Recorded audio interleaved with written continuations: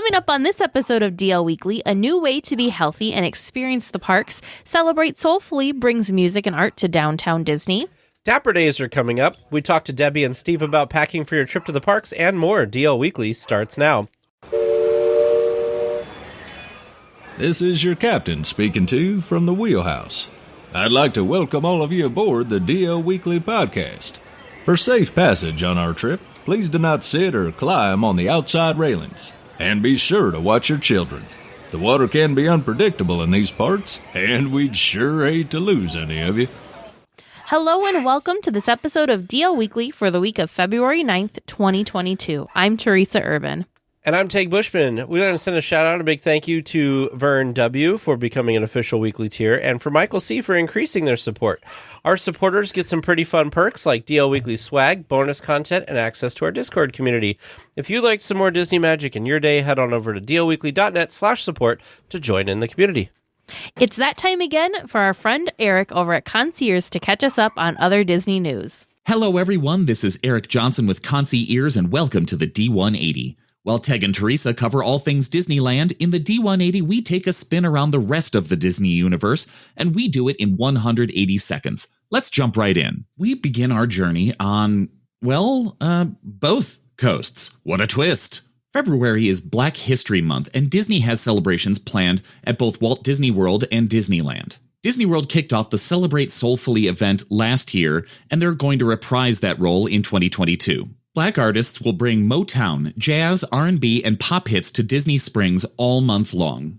At Epcot's American Adventure, return to the soul of jazz, an exhibit that describes that quintessential American music form in its development from Kansas City to Harlem. The exhibit features artifacts from famous jazz artists as well as nods to the movie Soul. In Disneyland, Celebrate Gospel returns to the parks, moving from DCA stages to perform at Disney's Fantasyland Theater for the first time. Multiple artists take the stage this year, including Kiara Shepherd, Sacred Groove, Molly Music, the Singers of Soul, and community choirs from around Southern California. The Downtown Disney District also features guests on its stage near the Disneyland Hotel. There's so much music happening around the resort that you'll need multiple visits to catch it all. Let's hop a flight to Europe to hit up a region whose towns I can pronounce a little better than those French ones from last time. Adventures by Disney has an adventure planned for the whole family spanning 8 days, 7 nights, 17 meals, and 15 locations around Norway. No, Arendelle is not a real place, but fjords are real, and you can see them here. Say willkommen as you prepare for your journey around this Scandinavian landscape. Depart to Voss for some river rafting and waterfall seeing before you head to Flom. Yes, Flom. Your hotel here gives you amazing views of fjords that would make Slartibartfast weep in pride. Oh wait, many of you won't get that reference probably. Oh well. Anyway, spend a few days hiking and cruising around that coastline and visit a few of the early Norwegian Christian stave churches that date back to the 12th century. If you've ever seen the reproduction of one of these churches at Epcot's Norway, get ready for the real thing. Round out your trip in Norway's Oslo, where the old meets new. Say farewell to the Scandinavian nation while folk dancers, dance, while you enjoy the delicacies of the north. That's enough reality for now, right? Let's head south to a place where there's a theme park, okay? Disneyland Paris unveiled the next step in their Avengers campus recently, and it's different from what we see in the US. A Quinjet landed, and according to the traditions of comic books and the Marvel Cinematic Universe itself, it's different from the one that we see at Disney's California Adventure. Imagineers want to connect the campuses in Paris, Anaheim, and the Stark Expo in Hong Kong Disneyland. So the jet looks a little bit different, but it's focused on that great big beautiful tomorrow of Paris's Avengers campus. The Avengers campus opens up this summer in 2022, so be sure to look for more news on that front.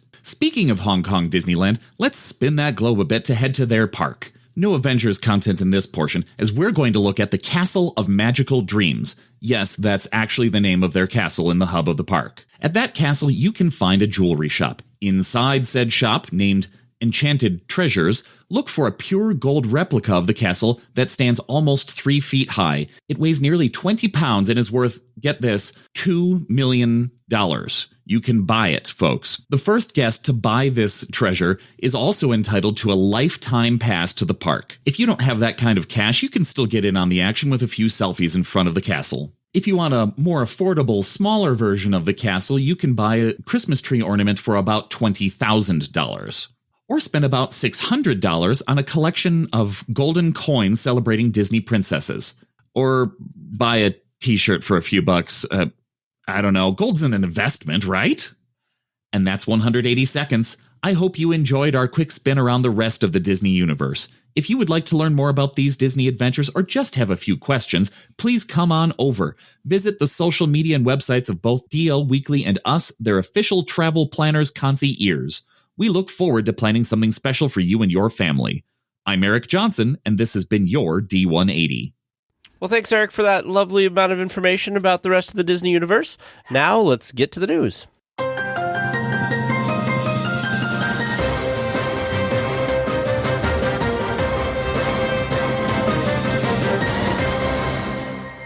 A unique experience has come to the resort for guests of the Disneyland Resort hotels. A range of new fitness classes are now available for overnight guests. What makes these classes so magical is that some of them are offered inside the parks. One of the options, the boot camp in Disney California Adventure Park, is a high-intensity boot camp where guests will move from land to land before the park opens. Another option is the obstacle challenge, which takes place at the Redwood Creek Challenge Trail before the park opens as well. There is also a power walking option that takes place in DCA. For a full list of all classes and to reserve your spot, check out the links in our show notes. So this is kind of interesting. I'm actually surprised that they have not offered something like this before, because it seems, after reading about it, that it seems like it'd be such a great idea and so easy, especially considering the fact that, you know, the hotels are right there, especially the Grand California, and you can come in. What a great place to, a way to motivate yourself to get some exercise. I mean, I feel like, you know, maybe this would encourage me to do some early morning exercise if I could get into an empty park and just kind of be in the atmosphere. I mean, we kind of experienced that a little bit when we were there for Touch of Disney and didn't go on any attractions, but we were just kind of in the area. So kind of a neat thing. Do any of these types of things sound interesting to you? I would probably do one of the yoga classes. That would be fun for me, but the classes are about 30 to 45 minutes in length, and they're offered through the Tenaya Stone Spa and Fitness Center. So they just look so cool. There's of course, link in our show notes, has all sorts of great photos of these classes and participants hanging out in the park doing these things. I mean, I do have to laugh because we had someone in the chat that just said, just going to the parks is already a ton of exercise, which you are not wrong. I want to say true. We usually are somewhere between like 25 to 30,000 steps on our park days. So it's a lot. So maybe the yoga to like calm and center you. And like stretch relax. You out to get ready in the morning. Stretch. Yes, there you go. Stretch out so we can get in all of those steps. I feel like one of these was like we did with the candy canes, the power walking workout. They need to, it's Disney. You need to make it the candy cane shuffle when it is the holiday time. However, the most exciting thing for me is the obstacle challenge. I feel like that's the one that I'd be most likely to do.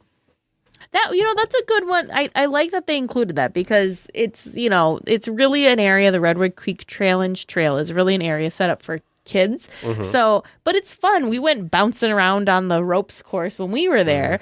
Mm-hmm. But it's just kind of different, right? Because there's kids, so you don't want to like get in their way or run over them or scare them. Because like when we were actually going down it, there was this little girl who was very nervous and very scared and trying to be very brave. And anytime gripping the side. Yes. And so anytime somebody would walk next to her and would, cause the ground to bounce, because right, it's a ropes course, she'd get even more scared. So, it's adults like to have fun too, but we don't want to take away any of the experience from the kids. So it's a nice way to kind of compromise for that. Now, what I want, and I don't know if this will ever happen, is I want some exercise stuff in Disneyland, because all these things are in California Adventure. Well, I think the nice thing about California Adventure is there's space. Sure.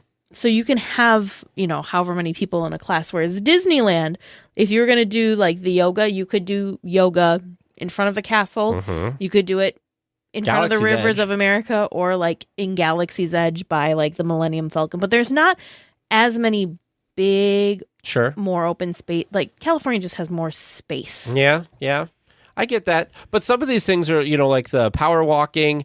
There's one, I think it's mostly the power walking one that'll take you up to 2 miles around. I feel like you could walk through the different lands and stuff. I don't know. I just feel like atmosphere-wise, I like Disneyland. Yeah, the other thing, too, that DCA has going for it is, like you said, it has that dedicated hotel entrance, so you wouldn't have to have people at the turnstiles to let them in. So that might, logistically, it's probably a little bit easier for you DCA. Get them on the monorail, and you bring them in through Toontown, and you get a cool little monorail trip, too. You bring them in through Toontown? Bring them in through Tomorrowland. You don't know? The monorail stops in Toontown now. That's what all the construction was. Well, Downtown Disney has joined in on the fun of celebrating Black History Month and Disney's Celebrate Soulfully. Chalk artist and senior production artisan of Disney Live Entertainment, Marcella Sweat, is creating chalk art near the old ESPN Zone building on the ground. She'll be creating a new creation every week. Live music featuring R&B, reggae, funk, and jazz will be available throughout the month, and Ralph Brennan's Jazz Kitchen has jazz piano nightly. So, of course, there's going to be a link in our show notes, but Mice Chat had really great photos of the chalk art, and it's gorgeous. She's talented.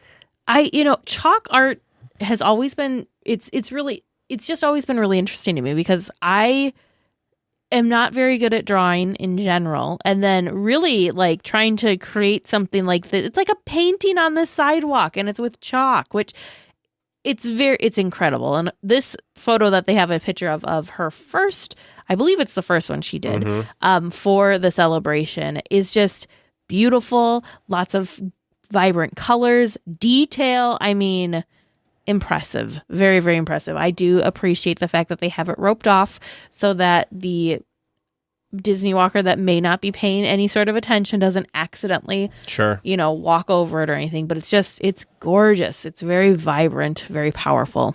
I would love to see her there, drawing it. I think that would, it's cool to see in person, once it's done. But I'd really like to see them going through the process. Because the thing that I'm always impressed with is chalk art is never small. It's never like an 8x10 something. No. Right. They're massive. They're massive. So I'm like, how did you, for example, this photo of a woman? She's got like a dress on. How do you do these big, long, sweeping motions? You have to be walking and drawing at the same time. It's just very, very impressive. Well done. I hope we get to see pictures of more of the chalk art that she creates.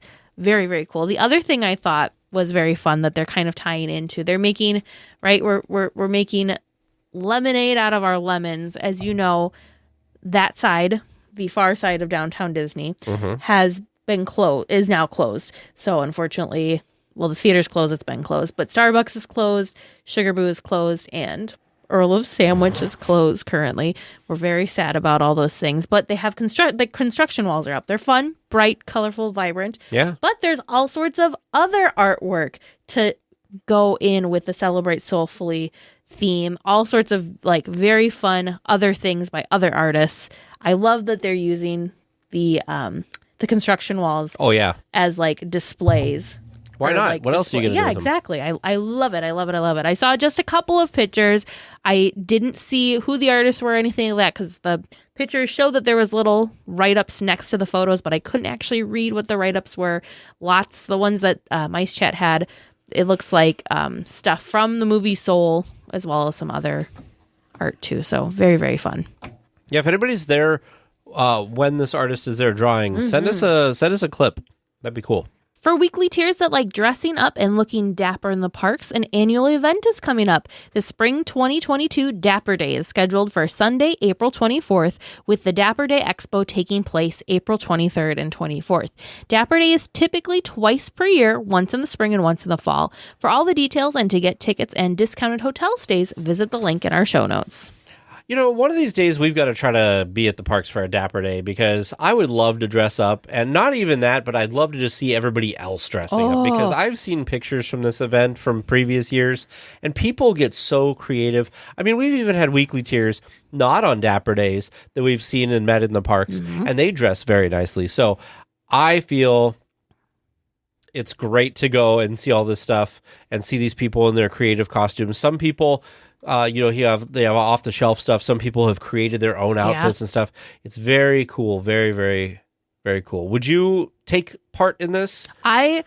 Yeah, for sure. I think people watching. I think people watching would be epic on Dapper Day to just check out everyone's fun outfits and all their different hairstyles, shoes, handbags, you name it, all the fun accessories that they've got. And the thing a lot of people do is they kind of Disney bound with their Dapper Day attire as well. So that would be really fun to try and catch and spot different Disney bounds. I think people watching would be a ton of fun. Yeah. Just like you said, Kate. Best day for people watching. I seriously would just find myself a bench somewhere, but I'd have to find a good spot. That'd be like a really good people watching day at Disneyland. Just sit there, get a Dole Whip. I bet you it's a very get your little cold brew. I bet Dapper Days is probably a very enjoyable, relaxing day to be at the park because, majority of people aren't rushing from attraction to attraction to attraction. It's more of just strolling and just enjoying being in the space and not necessarily how many rides can we get done today and how many, all that kind of stuff. Rushing to dining reservations, all the kind of chaos that can kind of come with I'm a park interested day. To see how all of these different events go now that there's reservations and stuff, because before, without reservations, people could just show up on that day or whatever. But I'm interested to see the mix up of people, because I know, for instance, Mice Chat is having their 20-year anniversary celebration coming up soon. Of course, Dapper Day is coming up. So it'll be interesting to see how these different events work out. D23 will be an interesting one too for reservations, and just see what the mix will be like. A big change is coming to California soon that could impact your comfort at the Disneyland Resort. Starting February 15th, the indoor mask mandate will be dropped for vaccinated individuals in counties that do not have their own mandates. This includes Orange County, where Disneyland is located. Disneyland has not commented on this change or mentioned if they plan to keep the mandate for guests. With no changes, this would mean that guests who are vaccinated would not need to wear a mask indoors at dining locations, attractions, or anywhere else. It'll be interesting to see what Disneyland does, if they continue to have their rule of having masks indoors, or if they're going to relax that and drop that. I could see it going either way. I feel like for a lot of the pandemic, Disney was more cautious on things, like the fact that we had stuff like when they reopened, they could have been at higher capacities, but they were at lower capacities. I feel like they had masking rules in place when masking rules weren't necessarily required by any sort of government. They chose to do so. So it'll be interesting to see what happens.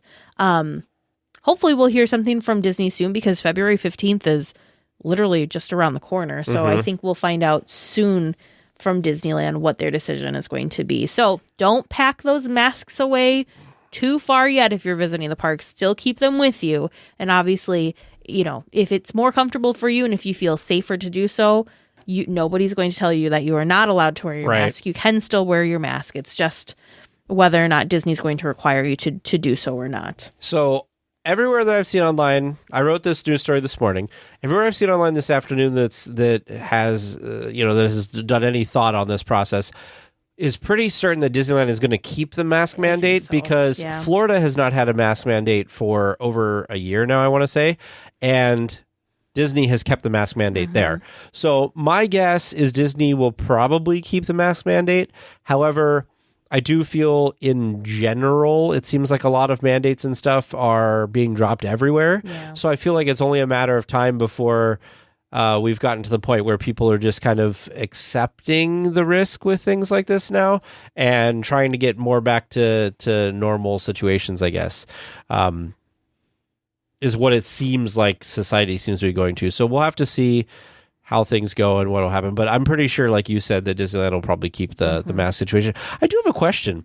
I didn't think about this. So for your wedding, I guess most of your stuff's outdoors, so you don't have to worry about masking. All of our stuff is outdoors, but yes, Disney weddings are required to mask up. Okay. So if the reception or if the ceremony was indoors, the rules are, what is it? So if it's for the ceremony, if it's indoors, the couple can be unmasked, but everybody else is masked. Sure. And then for the reception, everyone's masked unless eating, obviously. Sure. If you have a wedding at Disneyland, you can pay to of course, you can pay to have whatever you want, but you can pay to have characters come visit and do, like, maybe Mickey and Minnie are there for your cake cutting, or they're just there for a meet and greet or whatever. You can pay to have different characters come, quote unquote, to your wedding, and they have a specific area that they are in, and it's basically like a socially distant meet and greet. That's cool, so though. you can't even get right next to the characters.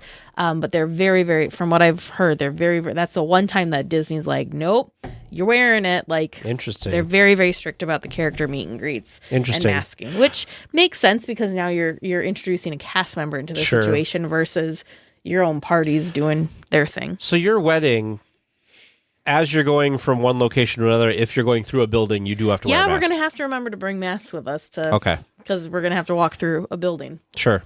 You just got to stick it in your dress. You have pockets on your dress. I do have pockets, yeah, but I feel should like I'm get going to forget. a cool, like, lacy... I have one. My aunt made it. Oh, that's so cool. See, look at you already.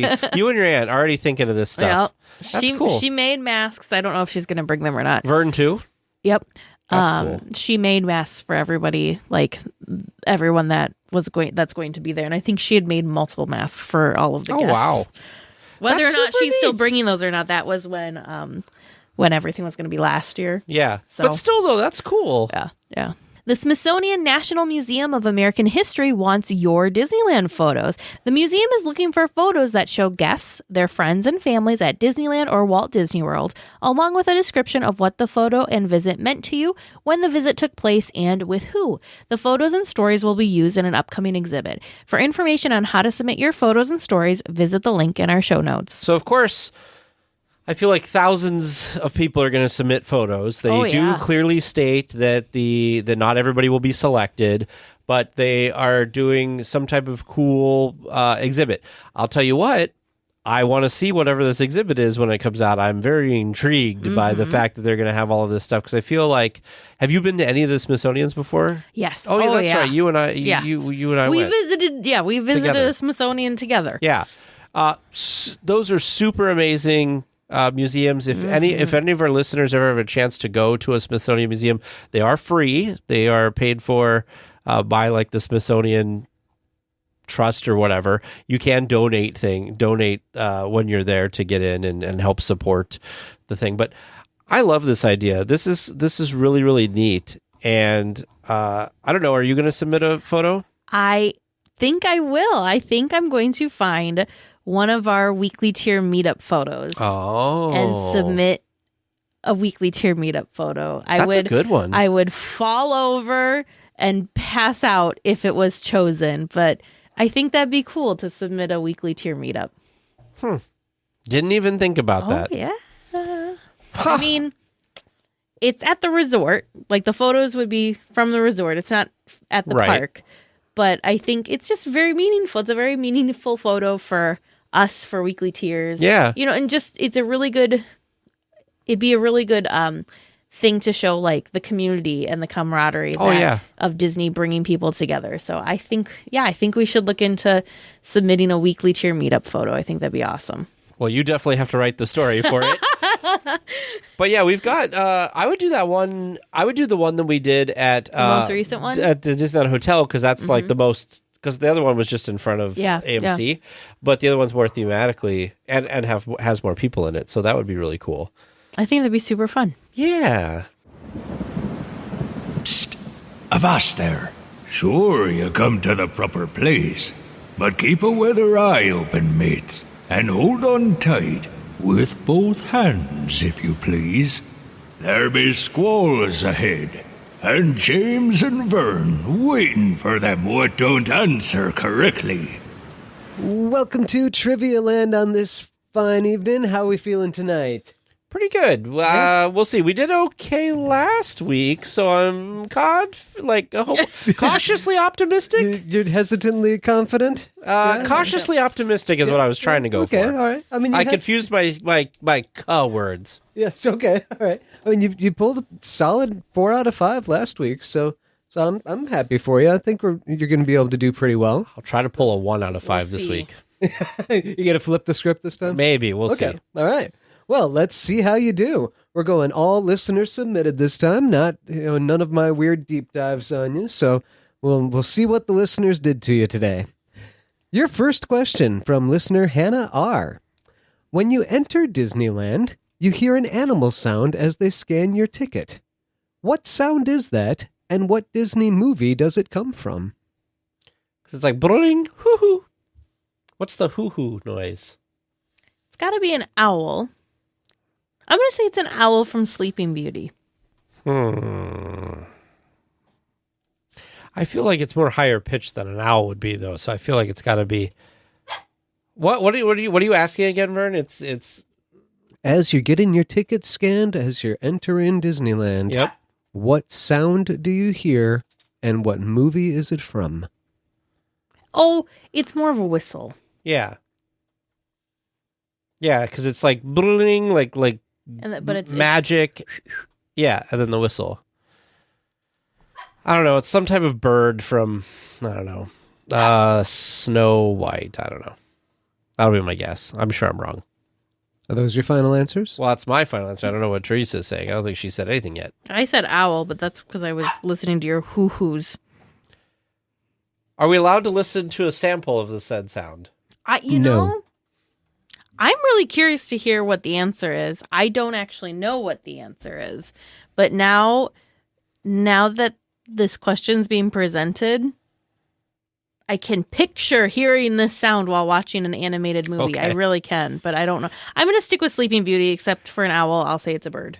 So It's one of her little bird I friends. feel like now, whatever movie this comes from, every time we hear that now, we're just going to be like, oh, somebody entered at Disneyland. Yeah. Oh, now I'm super curious about this. Yeah. All right. Okay. Final answers then. Final answers. All right. Your second question from listener Ruben O. In 2005, Madame Leota's seance room received some new additions, among them a new spell book, the Necronomicon Book of the Dead. Mm-hmm. What page is it open to? It's got to be page. 13. 13. It's a pretty thick book. I'm going to do something slightly different than 13. I'm going to say it's page 1313. Oh. Yeah, I'll just say page 13. 999 would be good. I for mean, the that happy would be a good hearts. one. I thought you were going to say something about the fact that, like, I think it was 2005 when she started floating around. Yep, she started moving around. Are those your final answers? Yeah. Final answers. I You think. always start going in one direction with the question. My brain's like, oh, I got this. And then you hoof it to the side, and I'm like, dang it. What movie did you say? I said Snow White. Snow White. Your third question, submitted by listener Keith N. What year did the Dapper Dans debut? Ooh. It's not as early as I thought, was it? Like, No, I feel like it's actually more recent. Like in the history of Disneyland. Dapper Dans. I'm going to say... Because I don't remember seeing them in anything that Walt Disney was in. Like when they did the 10th anniversary special, I don't remember seeing the Dapper Dans. Although, maybe I'm wrong. I'm just gonna throw out 1975. That's my random guess.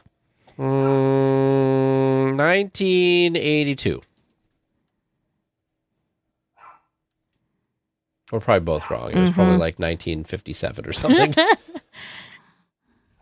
It could be super recent because I'm trying to think. It's not that recent because in the 90s they were there. Okay, yeah, it may be like. And I know this is going to come as a shock to you, but the 90s were like 30 years ago. No, now. I know, but like that for Disneyland history, though, the 90s is Sure. that's recent. Sure. It could be the 90s. I don't think it was the 90s. Final answers, Vern. Those are your final answers? Yep. 1982 from Tag, and I'm sorry? 75, 1975 from Teresa. probably 85. All right. Because I'm thinking back, like, have you seen even like old looking pictures of the Dapper Dans? I remember seeing like a video or something of them on like a one of those tandem bikes. Yeah. But there was like 4 of them, and I feel Yeah. like that was old. But I don't know how old. Yeah. These are fun questions. I like these. Yeah, it is fun. Like, I don't feel bad about not knowing these. For sure. And your 4th regular round question from listener Ace. According to the signs posted around town, what is the name of the construction company that is doing all the work in Toontown? Oh, it's good too. Dang it. You love this sign. I feel like you should know. I don't remember, but I'm going to say the Three Little Pigs construction company. I feel like that's right, because I didn't think was I didn't know what it was until you said something, and then I'm like, that sounds right. I think that's what it is. I remember seeing this and thinking it was very clever. Mm-hmm. I think it's the Three Little Pigs. Because they're building a lot of stuff, right? I'm going to piggyback on Teresa and say I concur. You're going to piggyback? Piggyback. I am going to piggyback. Very And nice. piggy forward, too, and right into your brick house. All right. And your bonus question. This seemed apropos to ask with the Super Bowl coming up this weekend. Oh, no. The phrase, "I'm going to Disneyland," was an advertising campaign that began in 1986, where sports MVPs uttered the phrase after winning a championship, followed by a visit to either Disneyland or Disney World. Who was the first sports star to visit Disneyland as part of this campaign? And who was the most recent? Oh my gosh. Well, the most recent was it Tom Brady and his group? No idea. Time has put a construct. I don't remember who won the last Super Bowl, but I feel like it was that or whoever. Obviously, it's whoever won the last Super Bowl. I had just read something about this. I'm going to Disneyland thing. I don't remember who the heck it was that said it though. I remember they prepped them though. I'm just telling you right now, I don't know who the first person was, but I'm going to say Tom Brady for the reason. Are you giving a guess? I think you're right with Tom Brady on the second. Okay. I feel like as soon as you say it, I'm like, oh yeah, but I really don't know. 49ers? Was it Joe? I can't give you. Was it Joe Montana? I'll tell you. I'll just guess Joe Montana since I don't have a name. Because the Niners had 5 Super Bowl wins by the early mid 90s. I remember because it was a big deal that they got 5. I don't remember any of that. Well, you're also a youngin'. I don't know. I have no idea. I'm not a sports person. I don't keep up with it. And I'm a sports person. More so than I am, apparently, since you know about the 49ers. I could tell you all about curling in the Olympics right now because I've been watching that. Yeah, no, I don't know. By the way, America is not doing well. At least in the double. What is it called, James? The round robin doubles round robin? Mixed doubles. You made that much more complicated sounding. The round robin. All right. My answer is I don't know. And Tom Brady. And mine's Joe Montana and Tom Brady. You might be right with Joe Montana. I don't know if he was winning Super Bowls that early, but maybe. And are those your final answers? Yeah. It's as good as it gets. All right. Well, listeners, how did you do listening at home? How do you think Tag and Teresa did? Stick around until after the discussion topic, and we'll all find out together. So this week, we have a couple guests with us. We have Debbie and Steve from Designer Park Company. They're going to chat with us about a couple things, including how to pack for the parks and also their very fun and exciting new bag that is coming out on the market for us park enthusiasts. So anyways, welcome, Debbie and Steve. We're very excited to have you. Hi. Thank you for having us. Yeah, thanks for having us. Yeah, thanks for reaching out to talk about this. We were talking a little bit before we started recording for the podcast about how Teresa and I both like to have bags on us that do different things, and so it looks like you have something that's been designed, and we'll talk about this a little bit later, but kind of designed for a park goer, more than just most bags out there, which are just general purpose for everyday carrying around whatever you're doing. This is definitely seems very geared for the park, so that'll be very exciting to talk about. Yeah, we're excited. Well, we're going to begin with getting to know you both a little bit. Can you please tell us about your Disney story? So basically what got you interested in Disney, the parks, the company, the movies, all that good stuff. My mom grew up in Southern California, and as she was growing up, she actually witnessed Disneyland being built. Ooh. How cool. And watched the castle from the freeway where they could, well, not the freeway, there wasn't one at that time, but watch the castle be built. And she has told us many times that she thought that the castle was being built for her. That's adorable. So she was very excited with the idea of having a park that she could go to with the family. And my parents did that. They went to the parks. They took us as kids. My dad actually has vintage film, like 8mm film that shows Disneyland fireworks in 1964, the year they were married. 9 years into the park's opening. So it's really fun to watch those old videos and to see things that they grew up seeing and how the park has changed since then. So that love has been shared with me and my family, and we just have fallen in love with Disney, the parks especially. Mm-hmm. That's amazing. That's really, really cool. What precious memories that they have, but then what priceless stuff that they have too. Like the fact that they have fireworks from the year that they were married in 1964 on film. Like that. That's amazing. Yeah. That's really They were cool. date fireworks, but they're still very fun. Yeah, but still, wow. Very cool. Fireworks are fireworks, man. Mm-hmm. Yeah. And they're magical at Disney. It was such a special place for their family. And they even have a brick outside like you do, Tag, for the family for one of the trips they took, I think in 2001 or something like that, right, Steve? 2001. Wow. Yeah. So we both grew up going to the parks. Steve went a lot more than I did. I was the oldest of 5 kids. He was the youngest of 5 kids. So my parents were more strapped when I was growing up than his parents were. So he just went on more trips. He's the youngest.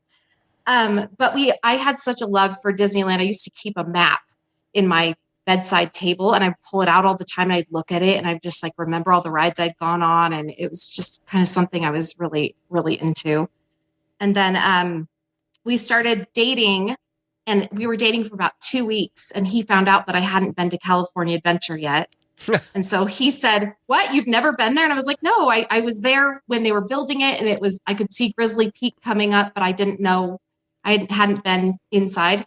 And he's like, "We have to go. We have to take you." So he's like, "Tomorrow we're going to Disneyland." And we decided to just drive and go the very next day to Disneyland. And we even talked one of the ticket people into giving us a ticket that allowed us to, it was like a park hopper. They had a thing where you could get a ticket for 2 different parks, but they let us use them in the same day. It was like they didn't have a park hopper option at the time, or it was so weird.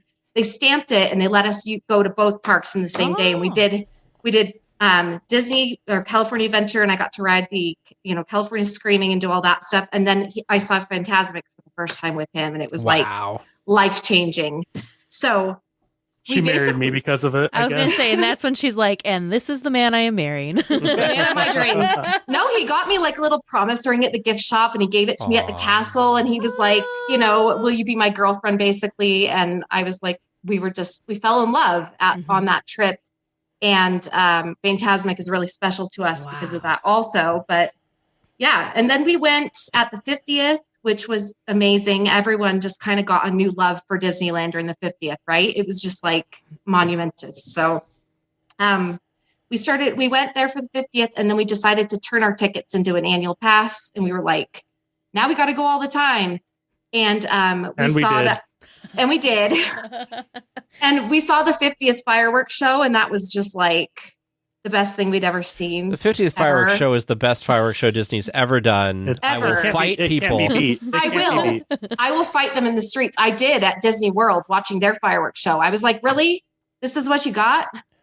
Well, I was telling people. I mean, I went to Disney World in 2016, I think. And their fireworks show, I was like, people love Disney World, but what is this? I know. Okay, so they have a projection show before the fireworks, and then they have fireworks. Why would they not combine them in California? And it was still, when I was there, it was still Wishes, which everybody loved in Disney World. And then when they came out with the one, it was only there for After? Yeah, Happily Ever After. That was an amazing show. And then they replaced it with what they have now. Enchantment for the which we talked to Evan, who worked on that show. But people in general just aren't as fond of that one, I guess. No, I stood there and I was like, okay. We liked it, but we weren't. Yeah, that's how we feel about Disney World. Yeah.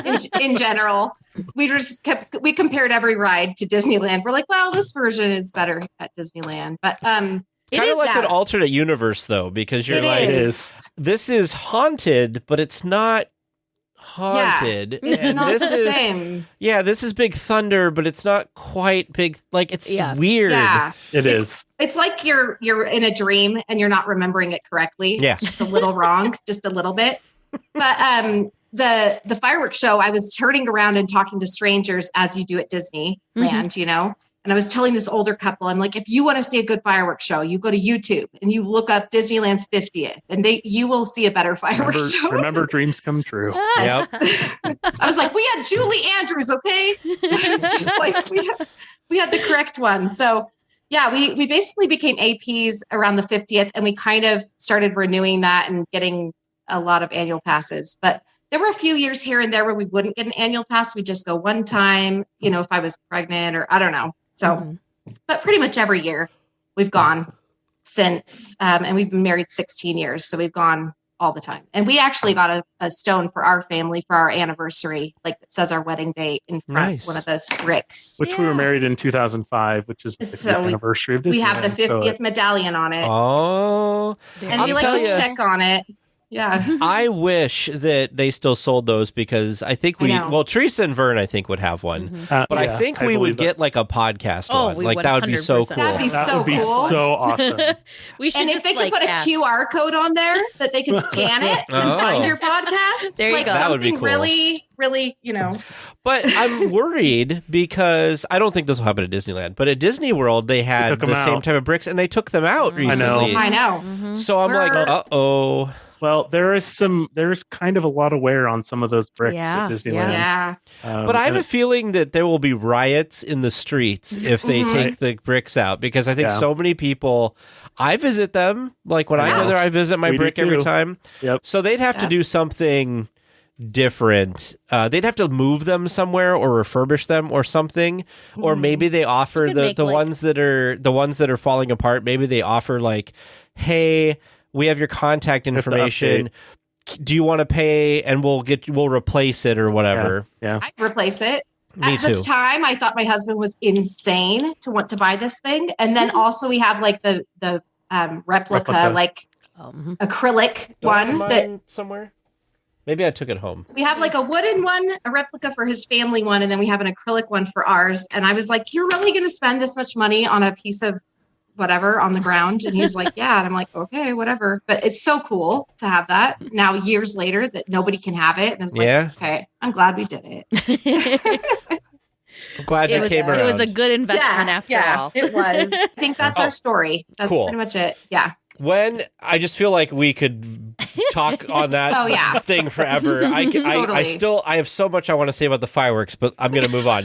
I know. I have to restrain myself. So we all do. We all have to restrain ourselves. I'm just saying, e-tickets in the sky, man. That was like the man.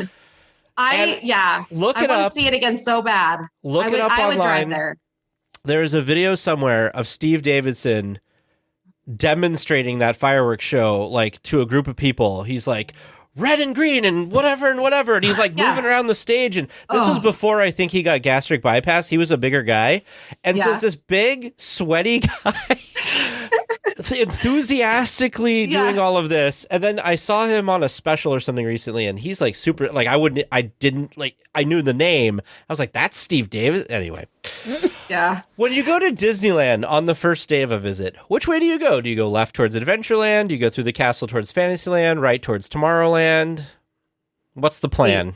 Steve, what do you think? You want to say? So we at the tunnel, we actually head right through the tunnel and then walk down Main Street, and we head left because we feel there's more to do and see left than there is right. I would agree. And he grew up skipping all the Fantasyland rides because he's the youngest and his siblings didn't want to do any of that stuff. Mm-hmm. So we kind of like do Peter Pan and a few things, but he's gotten to appreciate all the Fantasyland rides since having children. And I force him. I'm like, we are going on Alice. Like, and he doesn't have a problem with it, but it's not like something he would have thought to do as a child because his siblings were older and they, told him what to do. So I didn't remember ever going to Fantasyland. Oh, I think we probably did, but I didn't remember any of that. I mean, when we went, I believe it's 1989 was the year that Splash Mountain opened. And that's one of my first visits that I remember going to, was standing in line for Splash Mountain for 3 hours. That's what you did at that time. And, the big monumental things that happened, 92, we saw Fantasmic when it debuted. I went with my dad and he took us and we sat and watched Fantasmic, and I was blown away, just completely blown away at what Disney was. I thought it was a channel and there was some rides, but watching that just changed everything about my love of Disneyland. Wow. Our exchange student thought Disneyland was a museum. Oh, that's right. Yeah. Casper was like, I thought it was a museum. Because I told him, I said, you're going to go for D23, which is this expo thing, and then you're going to go to Disneyland. It's my favorite place in the whole world. But don't look it up. I want you to just be surprised. And he thought it was, and then he went and he was just like, we went on Indy the first thing, and I have a video of him. And I'm like, what do you think, Casper? And he's like, awesome. The best. And I was just like, I love seeing people see it for the first time. I'm just like, what are they going to think? I just can't. I'm just like, they're going to love it. They're going to love it. Yeah. It's hard to like explain to someone, because right now with wedding planning, I have a lot of guests that are coming out for our Disney wedding that haven't been to Disneyland. So like, I don't know, what do I need? Like one day? I'm like, no, you need more. I don't care if you don't think you do, thrill rides. These are not the same thing, so it's really fun to kind of see how people, like what people's expectations are versus then when they're there and in it, then, watching the like light bulb, like, oh, okay, I get it now. Before it's like, oh, I don't know. Sure, we'll do. Well, we'll just go because it's there, and then we can say we did it. Well, people think it's like like an amusement park, like they're going to go ride a roller coaster. They're comparing it to Magic Mountain or anything else they've gone to, like Great America or something. Which used to be different. But yeah, so we have a brother-in-law who's never been, and so it's our goal to like go with him so we can tell him how to do it right. So we can show him the correct way to do Disneyland. We just have to make sure that he has a good time. And we had a friend go to Disneyland with his kids, and he literally went in and did Buzz Lightyear and went to a gift shop and did Buzz Lightyear one more time. Or what did he do? Pinocchio or something, Steve? He did one other ride and then they left. And I was like... They went in the heat of summer with the crowds out of control, and that's his experience. On a Saturday, right? Yeah. We were like, what are you thinking? For one afternoon. And it was one just afternoon. Well, that's just a waste of money to go and do two things and leave. It's like... Yeah. They were overwhelmed by the crowd. Oh, I mean... I hear that. I had a coworker, and he could not understand why I like Disney so much. He's like, I hate people. Why would I want to be in a place with so many people? And it's hot. And I'm like, I don't know. They probably don't want him there could anyway. only go in the summer. I don't want you there then. I don't want you to go then. You still see people in the park like that, though. Yep. Anyway. For sure. So, speaking of the park, what are your favorite attractions? And even this though is a hard one. Disneyland, it can be any Disney park attraction. Well, it's got to be Disneyland because that's just our place. That's our that's our jam. But for me, if it's a ride I need to go on over and over and over again, it's going to be Thunder Mountain Railroad for me. One time we went when I was a kid, and this was back when the giant parking lot, was the Disneyland entrance was the giant parking lot. And I remember, I think I was 10 or something. And my mom, we had left the park, and you had to get your hand stamped, even though there was one park. And my mom didn't get her hand stamped. And we were sitting in the hot tub at our hotel, and somebody told us there was a private event at Disneyland that night. And we were like, what does that mean? And they were like, I bet you can get back in. And so we decided to do that. We went back to the park, went in through the gate, and we stayed for hours after it was closed. And we rode Thunder Mountain Railroad over and over and over again. Yeah, it was empty. It was the best thing I've ever done at Disneyland. But And we've carried on that tradition with our kids. Like towards the end of our night at Disneyland, we will hit Thunder Mountain over and over and over and over again because it's just so fun to do in the nighttime. It's a great nighttime ride, and it's very fun to just slide around in that car, hit each other, and it's just it's a classic. So where's your favorite place to sit on the train? Do you like the front, the middle, or the back? It's the back row for sure. Wait for it. Wait for the back row. But when our kids were little, we were like, front row's okay because it gets them used to the ride and they feel like they did something, even though it's a lot less challenging. So it's good for younger kids to kind of head towards the front. But we call it slitting. So you're like sliding into people. And So it's pretty fun. But our other favorite ride, Steve. My favorite ride is the Haunted Mansion. I find that the mansion just an incredible 50-year-old amazing attraction. It just wows me every time I ride it. It's an experience being in that ride. And our son can verbatim read you in the entire ride. He knows it all. He's memorized it. That's awesome. Those are some crazy words too, so that's pretty impressive. Well, we have pumpkins we put out at Halloween time that sing the Haunted Mansion. They've got faces and they move and they sing like the whole thing. And then I made hitchhiking ghosts that are huge and we put black lights on them. And and then we have Jack Skellington and Sally, like life-size animatronics that we put out. And so it's all Haunted Mansion for us. That's awesome. At Halloween. That's cool. I need to up my Halloween decorating. I'm surprised that you and Vern, with all the pumpkins you do, haven't done like a little projector with like some faces on a couple of the pumpkins. That's techie. We're not very techie. No, you just download it. There's a company you can buy it from. You buy it from them. That's all I have to do. There you go. It's really easy.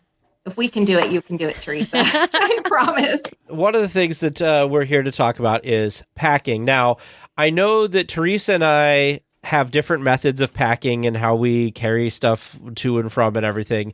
You've got your little caddy thing that you sometimes, because you have ears and stuff you're trying to bring and not damage. That I pack. And I have all my technology that I bring and I pack in and everything. So what are some packing tips you can give to our listeners?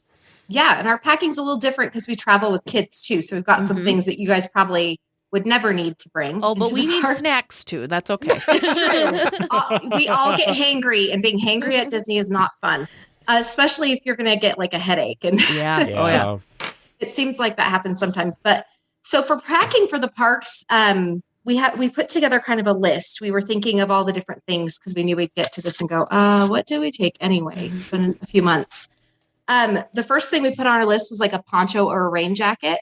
So I don't know if you guys, we don't normally at Disneyland cover up for Splash Mountain or anything. No. We just let it ride, like we're there for fun. That's the weak people that do that. It's true. And I've ridden it one time like that. And it was lovely to not be soaking wet, but I'm not carrying around a wet poncho all day. Yeah. And so that's just not what I'm about. But we put in parentheses like for Disney World. So if you're going to go to Disney World, bring a poncho because it might rain on you at any time. And it will rain. Downpours. Yep. It will just rain out of nowhere. Every day of the summer, it will rain on you at some point. So just have that with you in case. So, And right now, you probably need snow pants because apparently it's freezing down there. You need like those hand warmer things. Really? It was freezing. It was like 30 degrees or something. Wow. It's crazy. Well, it's snowing in Texas. My sister-in-law, they have snow and ice on their roads. Really? Yep. Dang. Yeah, the big snowstorm went through.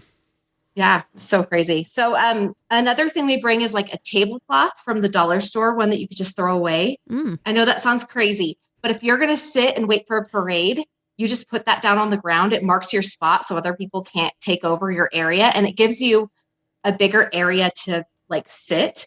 And a lot of times my husband, he'll wait at our area we'll put all our bags like on the four corners of that big tablecloth. And then he'll sit there and wait. And then people don't really try to steal his space when it's marked clearly with a bright red tablecloth or whatever. And then when you're done and it's kind of small, they're pretty little at the dollar store, then you just chuck it. You're like, bye, and you just throw it in the trash. And so that's what we do if we're gonna make sure we're getting a parade in. I have a second use for your tablecloth. Okay. You can use it. You can fold it up and you can use it and you can put it on top of the trash cans when you're using that to like eat a snack. How many people have eaten like food off of the top of the trash, like used it as their table? What if you dropped your macaron? Right? Yeah. What if you dropped it? Then you could be maybe.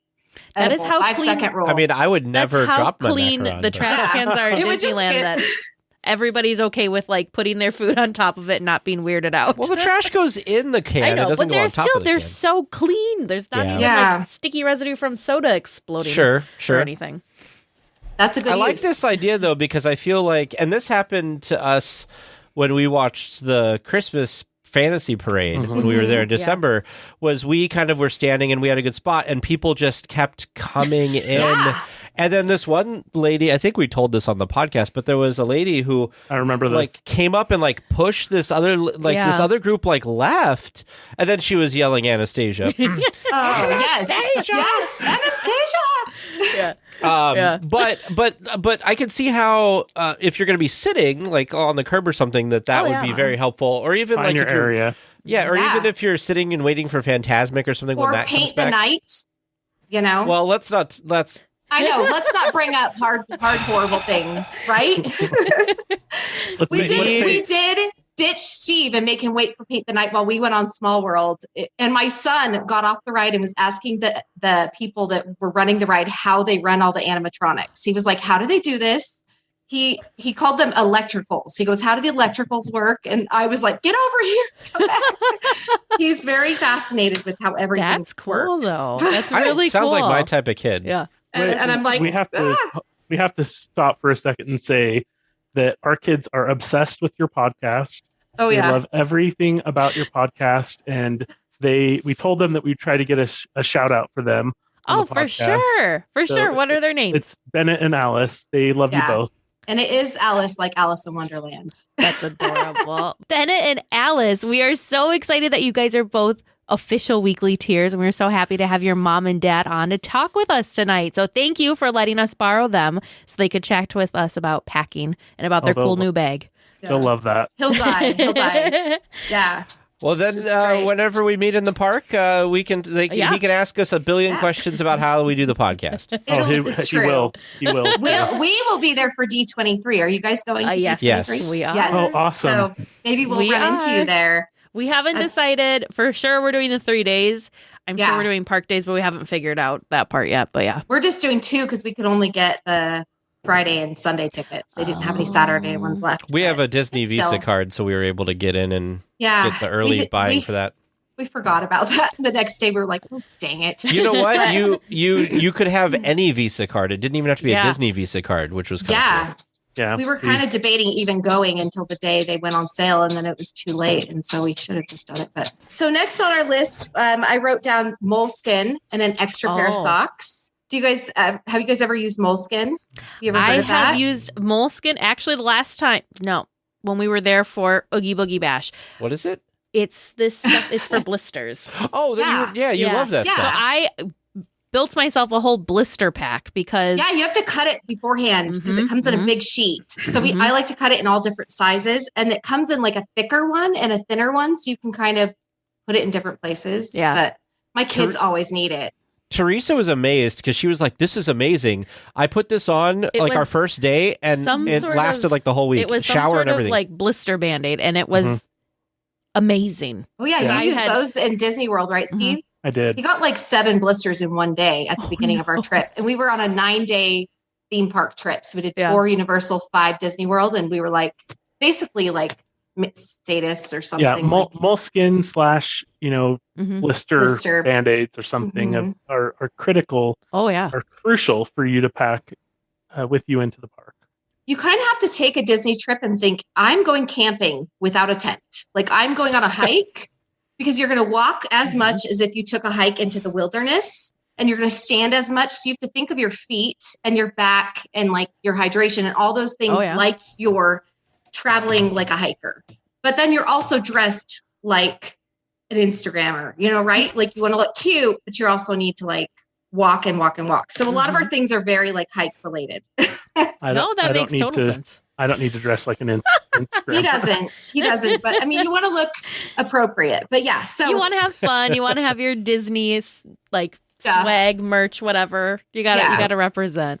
Yep. Yeah. So you wear silly things. Show your Disney side, right? Isn't that the marketing? There you go. So also we found these like fans on Amazon. I'm sure you guys have seen those. They're like rechargeable fans. They're not super big and very powerful. They're really powerful, and they go in 3 settings. And we found they were super helpful, especially during COVID when you're like breathing your own hot air. Sometimes you just need some breeze. And so you just pull that mask away and you just blow that fan down in there. Your own little air conditioning. Yeah. So they're tiny. I should grab it. I've got one over there. But last time I was there, I saw all these people with these ones that went around like their neck, and they had the 2 those little don't do fans. anything. Don't bother with that. That's garbage. We've tried those. And it's just sweaty around your neck.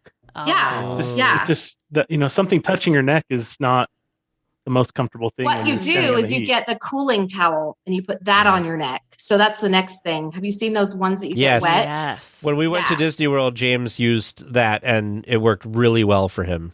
Yeah. So we do helpful. the cooling towel and the fan, and that pretty much covers that heat stuff. We recommend bringing a carabiner and attaching it to your bag so that you can attach your popcorn bucket to your bag. And with that, we also suggest buying a popcorn bucket on your first day in the park and using it throughout your trip with refills that are much cheaper than buying $2. popcorn over and over and over again. So that we really feel that is a really critical part of having fun in the park is staying hydrated and eating. All the time. Making sure that you're staying hydrated and that you're allowing yourself not to get too hungry. Because then you get hangry. And then you're stuck in a very, very long line to get food. Yeah. Yes. And hydrated, I think, is really important. Teresa and I think, are constantly reminding each other to drink because we get so excited and you're so... I think it's the same thing with walking, right? We forget how much we're walking and standing because we're distracted by so many things because it's Disneyland. And you forget things like food and water. For me, though, there's always such good food around, like I see food, but drinks, I forget about drinks all the time. And I know in Disney World, not so much Disneyland. I mean, you could when it's really hot there, but Florida's always really hot, it seems like. So what we would do when we went is we would put bottles of water in the freezer overnight, and then we'd put the frozen bottles in our bag, and then as they thawed through the day, you'd have cold water like the whole day. It worked beautifully. Well, we will be able to talk about that in just a little bit with our hydration bag. Yay! So we're all about hydration here. That's good. It's very important, and people forget. And California is kind of easier to forget, I think, because you don't realize like when you're sweating because it's evaporating right away. Whereas the dry. Midwest, you know exactly when you've started Florida, sweating. Where you're just wet the whole time. Yeah, exactly. If you're not hydrated, it makes for one. I think that probably is part of the reason that people have a desire never to go back to Disney. Disney parks again is because they didn't have a good time because they didn't stay hydrated. You're supposed to drink enough water so that you go to the bathroom every 6 hours. And I don't think that that's the case all the time. Like they say, a doctor told me that, like, unless you're doing that, then you're dehydrated. So, pretty important. And then the other thing we had on our list was like plastic bags in all sorts of sizes, the Ziploc bags. So do you guys bring those in your bags when you travel? To put your snacks in? I do for masks. So I have like a clean mask bag and a dirty mask bag when I travel. Now that's new. That wasn't a thing a couple years ago. We hope it goes away someday. Yes. But not just for snacks, because usually we do prepackaged snacks already. Okay. I'm thinking like you buy a cookie or something and it's too big and you don't finish it all yet, but you don't want to throw it away because it was like $8 or something. Right.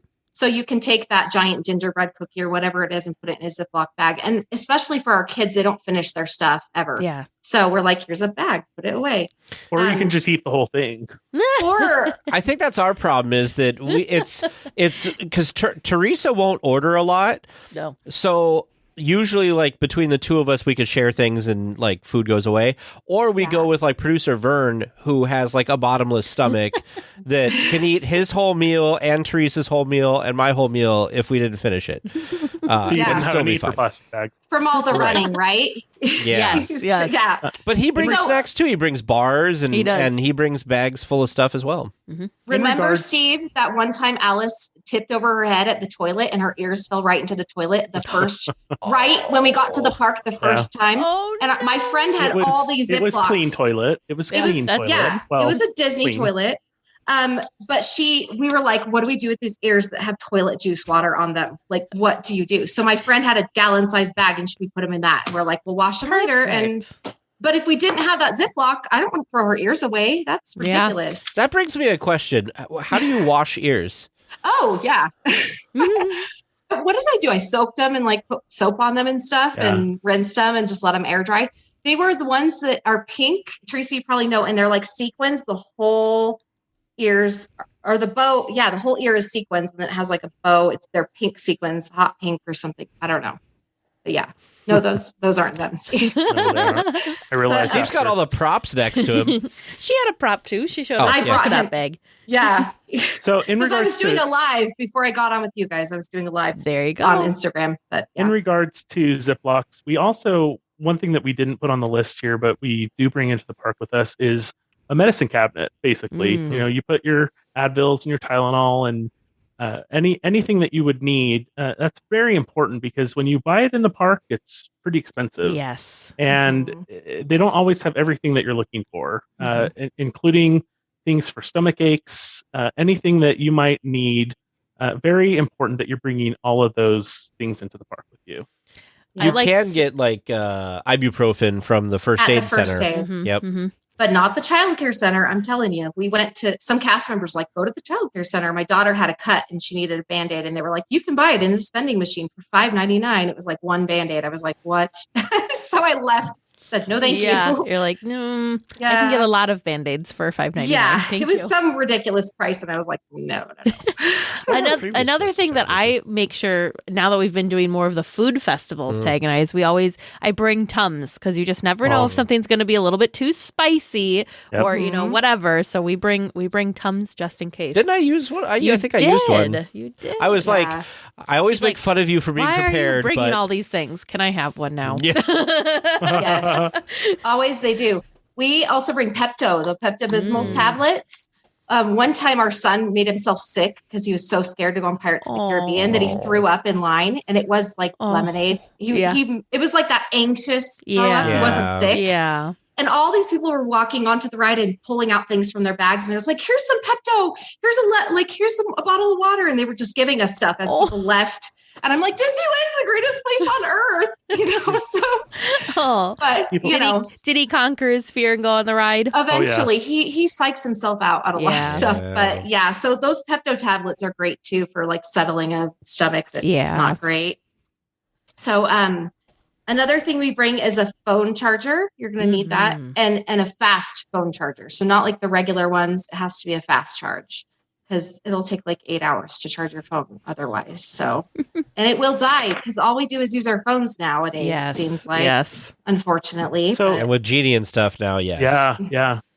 That's a big problem in the park because everyone's on their phone so much. You don't get to look out and see the park. And we've noticed a huge change in how we experience the park, even as people that have gone for years versus how it used to be. So I've got kind of a love-hate relationship with that, but it's definitely important to make sure you have your charger with you to juice up. To mobile order.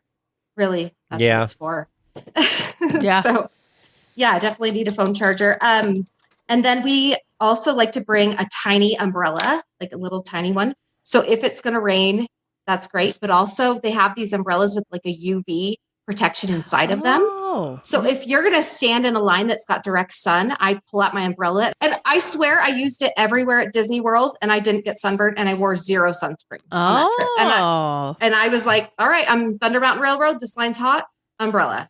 I will tell you, there was times where I was in queues that was beating down, and if I could have just had some shade, it would have made such a difference. So that's smart. You shade and then you fan and you got the cooling towel and you're like, suckers. Everyone's but the key is, and you said it, is a small umbrella because you don't want to be hitting people in line with your umbrella. Having to worry about like And messing it's with like- the giant Yeah. umbrella. The size of a water bottle, like or like one of those Yeah. ones. It's just a tiny umbrella, and Yeah. it's so great. Enough to cover your head. Yep, totally. And then, Steve, do you want to talk about some more of those things? So wet wipes, just the simple Oh, yeah. little packets, along with the Tide to Go pen. Those two things are pretty critical to ensure that you're enjoying yourself and not stressing too much about a stain that you think might set in, or hands that are sticky. Just the basic essentials that are needed for kids and even adults. Well, Just want Sticky to clean hands. off the table you're sitting at. You go to like the Galactic Grill and it's dirty, and you just wipe it down really quick. Exactly. I've had it too, where there's like something like in an attraction vehicle or something that might like be like, oh, this is kind of, there must have been a child that was just enjoying their, I don't know, Yes. cotton candy or something that was in this vehicle. So you just kind of quick wipe it down. Yeah. Well, even It's adults get cotton candy. Yes, that too. fingers. That too. That's true. I shouldn't I judge think- the age on I a think penis. Steve is talking from experience. Churro sugar and Oh, yeah. all those things. I would prefer the churro sugar over. Well, you cotton can candy. get a popcorn bucket with cotton candy instead of popcorn sometimes. So we've done that. Anyway, so Cotton candy to go. I like it. Also, we talked about hydration already. There's this stuff that I like to add to my water. Sometimes it's called liquid IV, and it's like it makes your body more hydrated. It helps hydrate you more. So it somehow does something to your cells, and it kind of tastes like a Crystal Light or something like that. And Oh. it comes in a lot of different flavors. And so I get really prone to like heat stroke and getting like a bad headache if I'm dehydrated. So sometimes if I feel one coming on, I'll add that to my water, and it really helps me like get past it. Because you pay so much money to go there, you really don't want to Right. feel at all any Mhm. unpleasantness.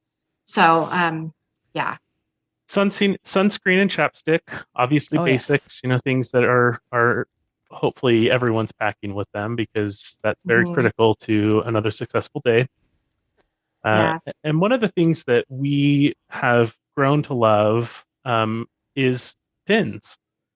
Pins for trading, pins to wear. We have learned to love that and to express yourself with pins. It's a fun thing to do, and so make sure you're bringing your pins with you so you can enjoy some fun in the park with that. Pin It's fun. trading is Yeah. addicting. It is so really fun. is. It is. You got really into the trading. I like them because they're a fairly inexpensive souvenir. Mhm. You can buy multiple, and they can fit in your bag if you're traveling. So it's not like Yeah. some Right. other large thing. And then when you get home, they're easy to store because like you have like a cool little display in your room, and I've got like a board next in my bedroom. And other than like, we come back with other stuff like there's popcorn buckets and stuff, and that stuff is big. You could buy a few of those and you have a huge. whole shelf full. I And then you're know. like, what? Why do I have so much clutter? I love it all, and I don't want to get rid of any of it, but I don't have any more room. The pins are so fun because it commemorates your trip and a specific activity that may have happened on your trip. That's Yeah, true. it's like Child- it's like a snapshot of your It is trip, a of your snapshot. life. Of what Yeah. you've done. And that could be said for most all Disney souvenirs, but the pins are fun. I'm personally not a trader. I just like to Mm-mm. collect the pins. I'm kind We of do selfish have a that way, I bag. We guess. do have a bag of. We give the kid we have a bag full of ones that we just are for trading. Like they were mystery pins, and we've got extras up, but mostly we just buy them. See, I used to be just a buyer for my own personal collection, but then I started getting into You got the bug. I got into some series that you can't just buy. So now it's fun. It's kind of like a treasure hunt to go to the different pin things. Plus it's fun to go like strike up conversation with the cast member that's manning the pin trading thing. And sometimes I do really super well and get stuff Yeah. that otherwise I wouldn't have gotten. So I will say that I approve of this, and I have fun with it too, because we used to spend a lot of time in the morning with coffee, and now they have the cold brews. So now a lot of time that Teresa spends, like that's not like we doing something, it's more of her doing something, is the pin trading. But I like it because I will also sit and stare at pins and stuff, and it allows me to like browse the shop or something when she's looking at the pins or whatever. So it's a good thing, and I like seeing what she gets sometimes, because sometimes I don't understand what she gets, and she's like, I saw this online, and did you see it's got this thing, and blah blah, and then I'm like, oh, that's really cool actually. But then like I learning. don't have to do it. I don't know. Yeah. I only buy pins that I want, and Me like too. I don't want to trade it. Me too. No, that's why you buy. That's why you buy like the trader ones. Take we're like the same on The that. same. Yeah. I'm selfish. See, But you get the other ones, doing, but I don't like the trader ones. That's why I get them, so then I can just I don't have to. It's fine that they're going away because I don't like them. Yeah. I buy ones that I specifically don't like. Okay. So that I don't have an attachment to them, so I can But I have a trade hard them. time spending money on something that I don't like, even though I know I'm gonna like trade it for something else. It's just my brain. That's why you get them from Pinderella, who sells them for like $2 I'm not a on piece. Facebook anymore. Yeah. Oh my gosh. And Steve would have like an order come from Shop Disney, and he's like, I didn't order anything. I'm like, yeah, you did. And then a bunch of pins. So it's a problem when you have 2 Shop Disney orders in a week and you can't remember placing them. Well, the last one was because I had COVID, and I plead COVID on that one. Yeah. I was having COVID sweats, and I was on Shop Disney. Exactly what happened. The COVID made me do it. That's awesome. So great. One of the things that we also collect is pennies. So make sure you have smash pennies. A lot of machines are moving to penny or coin-free machines that have the penny already placed in there, and so they're nice and shiny. But always make sure, just in case you find one that's not there, that you're bringing really nice pennies with you and some change. And nickels and quarters too, because sometimes they're like those silver ones. So you got to have those options as well. What I noticed is that Disney World didn't seem to have anything other than pennies, but Disneyland definitely has a lot of quarter machines. There were some really cool Star Wars ones. Yeah. And Haunted Mansion ones and things. That's why it's good that Teresa works at a financial institution, because she can look for the shiny things, and the shiny ones, she gets enough change that she can go out and do all that. Yeah. Steve also works for a financial institution. So I can relate to that. We've got the hookup for the shiny pennies. Yeah. He'll buy rolls. I've got plenty to last us for quite a long time. You're like, oh, Too there's a much. whole box of brand new ones? Sure, I'll buy that. It's $25. It's fine. Yeah. And you store them. Steve stores them in his quarters in like an old medicine bottle, so it's like perfectly like it's kind of all together. That's a great way to carry that. Yeah. Little medicine bottles are perfect because they fit in your bags. You don't have to scrounge around in bags or anything like that. They screw closed. Yeah. Yeah, That's brilliant. brilliant. What we found. That size almost carries an exact almost $10. A roll of quarters. So it's a perfect size. Because weren't you carrying yours just like in a Ziploc? Yeah.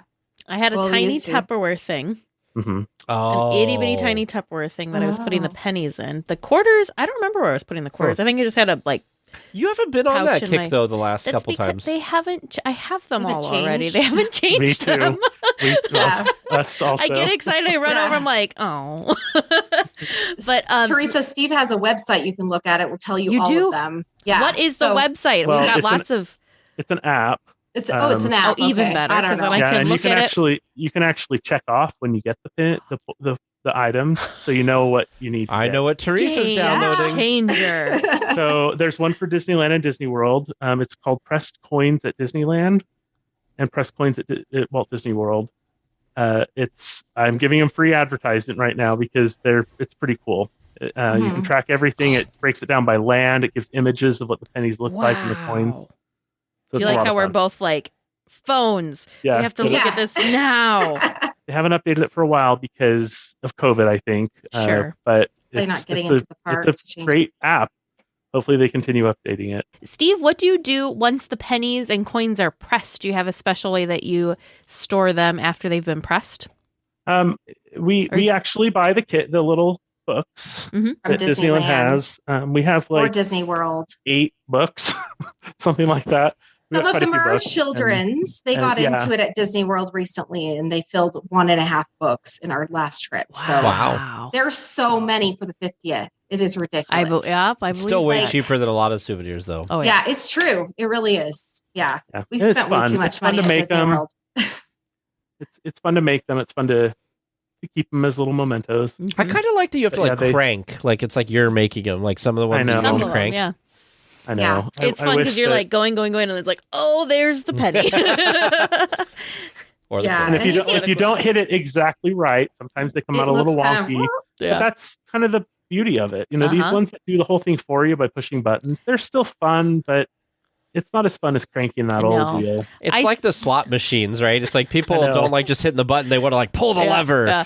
I do think my favorite penny press machine at Disneyland is the one at the end of Splash, just because it's themed to Splash Mountain. I think that's great. It's so fun that, it's very So old-fashioned. old. It looks like there's little die cutouts and stuff. That's a great one. Yeah. Mm-hmm. But then, that's you've super fun. seen it, right? It looks like the pennies going down the drop. Yeah, it's great. Yeah. No, that's like one of like three that I distinctly remember. Right. Well, it's right there when you're getting off, so you kind of have to walk by it every time. So yeah, but we only have a few other things I think for packing, right, Steve? Sure. Keep going. I'm looking for those. Yeah, sunglasses. You have to have sunglasses. Oh yes. The sun is my enemy. I have light eyes, and so I get headaches if I look in the sun too much. So I'm like a vampire. Must have my sunglasses. And then also, if you're a gum chewer, Disneyland doesn't sell gum, so bring gum because you're not going to find it in the parks. But do keep in mind that the reason they don't sell it is because we don't want it all over the park. So make sure you throw it away if you take it in with you. Mm-hmm. Don't be like Elf, like Buddy the Elf, and pick it off the thing. I think Lynn and Ken from the Sweep Spot would be like, no, don't tell them to bring gum in the park. Don't do it. Be responsible with your gum chewing. If it's your thing, bring gum. Mints are fun. My son, we love these wintergreen lifesavers because if you're in the dark and you chew them, they spark in your mouth. So if you go into like a really dark ride and you can like look at each other and be like chewing on your lifesaver. Anyway, it's fun. We're really dorks, you guys. That's great. That's so fun. All Weird types thing. of I'm going to people, do man. that to All you types next of time. people. We'll be All like, stuff. Just like doing them. And then also we wrote down like some of our snacks that we like to take because I think that's important with packing. Mm-hmm. So I just started off by writing like hiking food. So things that you would bring hiking. It's kind of along the lines because you don't want it to smash in your bag and melt. And it has to be kind of, you want a lot of protein. You want something really filling. So you're not like wasting your time on junk, but it is fun to have junk sometimes too. So, like granola bars, and there are these protein cookies that they have now. I saw them at Walmart that are like kind of big. So we would split it and share it with each other. It's a little more fun than a protein bar. Protein bars are kind of tough sometimes, really drying. Yeah.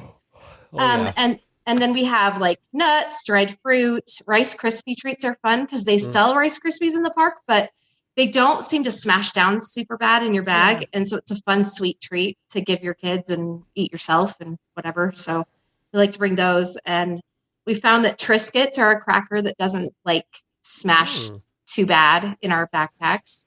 And we like to eat our Triscuits with like beef jerky. So we'll kind of like eat them together as like a snack. I don't know. Triscuits are really crackers with like sausage or something, but with it's fun. Triscuits are really nice because you can actually remove the whole thing from the box. Because the cookies are, the crackers are so tight, they're kind of built strong. They really, as Debbie said, don't get broken up too much in a bag. Yeah. So, and Steve will normally carry the beef jerky in his bag. He always takes the beef jerky with him. It's just always been the way it's been. Protector of the beef jerky. Where's the beef? Yeah, that's where's the beef. Also, they have like these fruit leathers that we normally get at Costco. They're really tiny and they have a bunch of flavors. And so we'll grab one of those boxes and it has a ton and we'll just grab a bunch of those and shove them in our bags. And we're not like uber healthy people. We don't go to Disneyland to be healthy, but it's nice to have a few things that are remotely not too bad for you. I want to know people that do go to Disneyland to be healthy. We want to know on the podcast. Steve, there was that lady when we went on Midway Mania in Disney World. Remember that lady that was eating a giant cucumber? She was walking around eating just a straight cucumber, like not a pickle, a cucumber. And she was sharing it with her daughter. I was like aghast, like what is happening right now? How did you get that in and not have it just be a like pulp at the bottom of your bag? Right? Wow. You see some weird stuff. And you almost want to tap her on the shoulder and say, they sell real like nice pickles here, right? Like giant pickles. Like she's probably like, I don't like the pickling idea. Salty. I just want the actual. I was like, she is That's healthy. impressive. That's quite impressive, I think. Good water content though. Yeah. Yeah, I mean it's healthy. The next things on my list were like fun candies. Like we like to take ring pops in and let our kids have a ring pop. It's kind of just fun. And then like pop rocks are fun because you just like sit there and you're like, look at my mouth, it's popping. It's just really simple, dumb things. Those candy necklaces. Yeah. I think it's such a good. It's one of those things that a lot of people don't realize, but it's a good thing to mention that you can bring food into the park. You can bring drinks into the parks. So important. Yeah. It's so ingrained that you know that you're not allowed to bring food into like movie theaters and pretty much anywhere. So it's really amazing. You just can't bring glass. That Disneyland still allows you. Or alcohol. Yep. We saw someone bringing alcohol in from their hotel. Really? Like a bunch of little ones. Little ones. And they were like, no. They took the whole bag of them away from that guy. Wow. He was real sad. We're like, go to California Adventure. But I will say, where you can't take food, you normally sneak it in. But it's amazing that Disneyland doesn't even make you have to try to sneak it in. You can bring in whatever you'd like. Somebody, within their guidelines. A friend of ours ordered a pizza and had it delivered to the front gates, and they met them out there, and they just brought a whole pizza into the park. I was like, "You guys are my heroes." Like, I just want to know the delivery guy who's like, delivering a pizza to Disneyland. Somehow I'm going to get over to the Esplanade. I don't know. That DoorDash person deserves a raise. But see, I'm one of those weird people. Okay, first of all, I think I had to convert Teresa, and she has been converted to like 5 days in the park because she was like a 3-4 person before, and I'm like 5. And the other thing is like, I'm some people, like James's family, when they went to Disney World when he was younger, they would like bring sandwiches, and like I've known families that would like leave and go eat across the street or somewhere else. I'm like, I'm at Disneyland. I'm going to pay the exorbitant prices, and I'm going to eat Disneyland food because to me, and I know that it's expensive with families and it's not for everybody, but for me, I'm just going to eat everything in the park because like for me, that's part of the Disneyland experience. Absolutely. Is eating in the park. Yeah. I was just going to say, I think it's really important to mention what we're suggesting is not for treats and things, is a supplement to what you're actually going to have and partake of in the park, because there's nothing. Disney World food is garbage compared to Disneyland. Disneyland and their food, their treats, everything that they have is top notch, except the turkey leg. Give me a corn dog every day. I'm good. Yeah. So I would agree with you, Tag.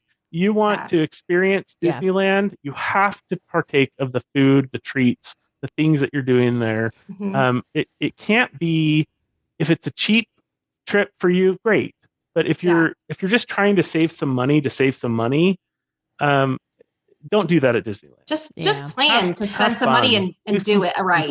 Well, and if you look, you have all the menus now in the palm of your hand in your phone. It's amazing to me because I, for some reason, always thought Plaza Inn was very expensive. I don't know why. I always thought it was really, really expensive, but I did. And the last trip we were on, we were trying to debate between Plaza Inn and Bengal Barbecue. And in my mind, I'm like, oh, Bengal Barbecue is much cheaper. Well, then we were looking at the menus. I'm like, I can get so much more food at the Plaza Inn. Well, you got fried chicken. Yeah, like you get half a fried chicken for the same price as like 2 beef skewers on the plate over at Bengal Barbecue. I was shocked. So, I mean, it you can be budget friendly still in Disneyland while eating the food. So, absolutely, I feel like I don't know if I just assumed these things or if it used to be more expensive in general. I don't know. I think that there are things that people buy all the time that they see as expensive. So I know we just talked about the fact that they raised the prices for like bottled sodas. Yeah. And I think that that's something people buy a lot of. So it's like they see that and they're like, well, this is like $6 for this bottle of soda that I could buy for $2.50 at the gas station. So everything else must be expensive. And I think there are overpriced things, especially a lot of their, not overpriced, but like expensive.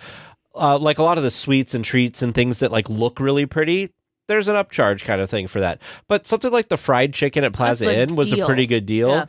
Yeah. You just have to look around for the deals because they're there. Yeah. I would absolutely agree, 100%. Yeah, yeah. And really, if you're a soda drinker, that's where they're gonna get you because the sodas are pretty. What is it, like $4 or $5 for a fountain beverage and like $5 or $6 for the bottle. That is pretty steep when I can get my iced coffee. And for a lot of $5. the places don't do refills for the fountain beverages either, which So, because one of the things, like James and I, when we go eat outside of the park, like in normal life, is when we go to like a Chipotle, we'll order like a medium fountain beverage, and because the machine's there for us to refill, we'll just share it, because we'll just go up and refill it as many times as we need, and we don't have to worry about it. But Disneyland, like, we all have to get our own drinks, and like so it adds up. Anyway, we've gone way off topic with that. But No, we normally like have a huge breakfast, so we'll eat a big breakfast to get really full, and then we'll go into the parks and we'll do like a late lunch, early dinner, and then we'll get a big snack, like a fun snack in the nighttime, like Gibson Girl ice cream or one of those chimichangas. I don't know. Your timing probably works out better to miss the crowds during doing that too. Yeah, it does. Yeah, and we like to eat the entire time we're in line. So we're literally munching back and forth all the time. And our kids bring all their own snacks in their bags. And so they'll just go, I'm hungry, and they'll pull out whatever they want. And so our daughter had a hard time when she was young. She would eat all of her snacks on the tram on the way from the parking structure. And I'm like, girl, you ate like 3 granola bars and a pack of fruit snacks. How did you do that? But she would just pregame for Disneyland Day on the tram. And she would crack me up. Oh, she's a trip. But yeah, so I mean, I think the majority of our packing is that stuff, right, Steve? You would say that's pretty much it. So how I would love to know how that, so like you guys have a very extensive list. But you have kids, so your list has to be longer. But you've thought of things that we definitely never had thought of. So there's a lot of great info there. But now the question is, so you have all this stuff. How do you get this all into the park? Security is a fun time. Yeah. They're like, what is happening right now? They'll ask questions like, oh, I want to hang out with you. They'll look at our snacks. It's kind of funny. But try bringing in podcasting equipment. That's gosh. Fun. You know what? They probably are used to it with all the YouTubers they aren't, and all though. that stuff. They aren't, though, because I bring it and then they always are like, what are these for? And I'm like, we record a podcast. They're like, but you're not live broadcasting, right? I'm like, no, we sit down while we're eating or something and we talk about the park. And then they're like, I don't know. And then I'm like, the supervisor approved it last time. And then they're like, okay, well, sometimes they'll be like, okay, we'll take your word for it and like go. Most of the times fine. Or there's the hold on, let me get my supervisor over here. And then the supervisor comes over, and every time the supervisor's like, yeah, that's fine. Yeah. You just can't live broadcast like a radio show or something from there. I'm like, yeah, we're not doing that. Which is interesting, since you can, like, there's YouTube Live. You can live YouTube it. Yeah. But this is like more professional looking equipment, so I think they just don't want more. Yeah. Mm-hmm.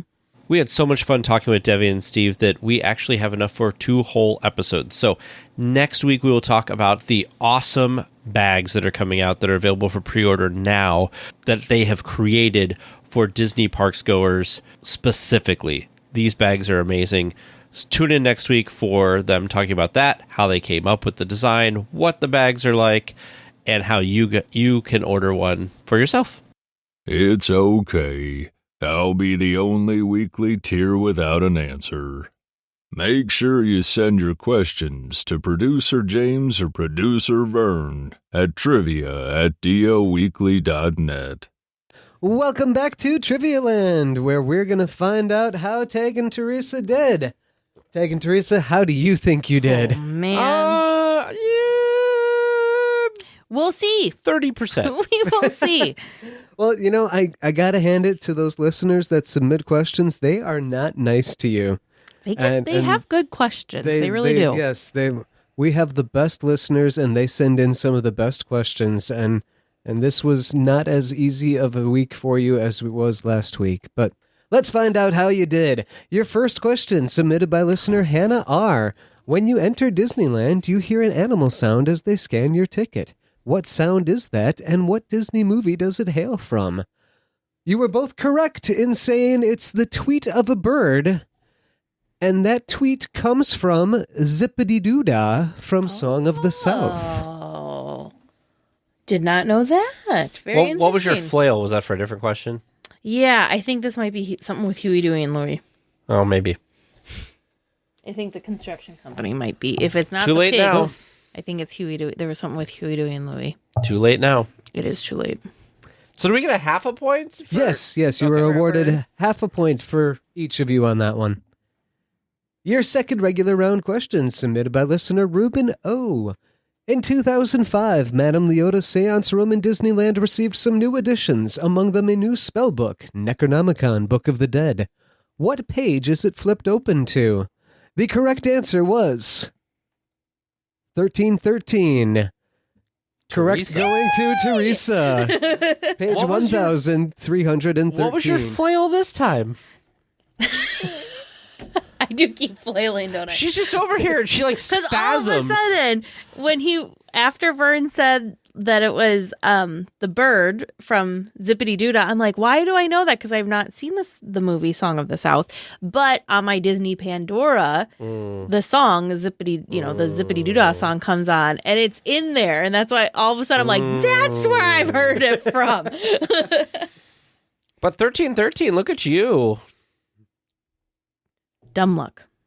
I figured that luck. you would know that one just because of all the 1313 references with Haunted Mansion. I suppose. No, But there's overdoing it though. my logic was it's not like it's like halfway through a giant book. Sure. Sure. All right. Your third regular round question from listener Keith N. What year did the Dapper Dans debut? Oh yeah. You guessed 1982 and 1975. The answer that we were looking for was 1959. We were way I told you it off. was going to be something in the Wow. 50s probably. I don't think I've seen pictures of the Dapper Dans from that far back. How cool. Did they I have cameras need to that do a long deep ago? dive on the Dapper Dans now, since I clearly do not Lord. have enough Dapper Dan history. Don't go to Wow. Wikipedia. There's nothing. It just says performs at Disneyland since 1959. Yeah. And there's a citation that takes you to the Disneyland Encyclopedia 3rd edition, Yep. which Teresa has Somewhere. And your fourth regular round question submitted by listener Ace. According to the signs posted around town, what is the name of the construction company that is doing all the work in Toontown? You were so close. Oh no. It's related to the Three Little Pigs. It's the Chinny Chin Chin Construction Company. Oh, clever. Very clever. And your bonus question tonight from listener Stephen S. The phrase, "I'm going to Disneyland," was an advertising campaign that began in 1987, where sports MVPs uttered the phrase after winning a championship, followed by a visit to either Disneyland or Disney World. Who was the first sports star to visit Disneyland as part of this campaign, and who was the most recent? There were two that were the most recent. I gave you credit because it was Tom Brady and Rob Gronkowski, who went in 2021. Nice. So you got Tom Brady. I gave you the half a point for that. Good. You should have gotten Rob too, but I'll let you slide. And then the first one was Phil Simms in 1987. According to, again, Wikipedia, it says, following Super Bowl 21 in 87, a Disney commercial starred Giants quarterback Phil Simms, where he was asked, what are you going to do? And he replied, I'm going to Disney World. He was paid $75,000 for it. Oh, here we go. Oh, here we go. Here's a whole thing. So the last Disneyland was Tom Brady and Julian Edelman from the Patriots. Because Tom Brady and Gronkowski said Disney World. Yeah. And then the first actual Disneyland one was Magic Johnson from the Lakers at the NBA Finals. And Doug Williams from the Redskins in Super Bowl 22 said Disney World and Disneyland. I don't understand how that works. Then he stopped. Okay, moments after the Super Bowl ended, Doug Williams trotted off the field with his jubilant Washington teammates to begin the celebration. He then stopped for a moment and announced into a television camera the new standard speech for big event MVPs, I'm going to Disney World. Then he did it again, this time saying I'm going to Disneyland. Never mind what direction he was headed. Geography isn't the point here. What counts is the spots mark the beginning of what figures to be a marketing bonanza for the quarterback. So they did pay for it. So I assume that they paid him for both, and I guess they'll probably just do different cuts. I'll bet you they did different cuts, one for east of the Mississippi, one for west of the Mississippi. Maybe. Well, listeners, how did you do listening at home? How do you feel about how Tegan Teresa did tonight? Do you think you've got the perfect question that can really stump them in the future? Well, if you do, feel free to send that to us at trivia@dlweekly.net. Well, we will be back next week with more Disneyland news and information. Until then, go out and enjoy the parks. Please remain seated until the podcast comes to a complete stop and the doors have opened. Then collect your belongings, watch your head, and step carefully from the episode. On behalf of all of our crew, thanks for traveling with us. And we hope you have a happy and memorable visit here at DL Weekly.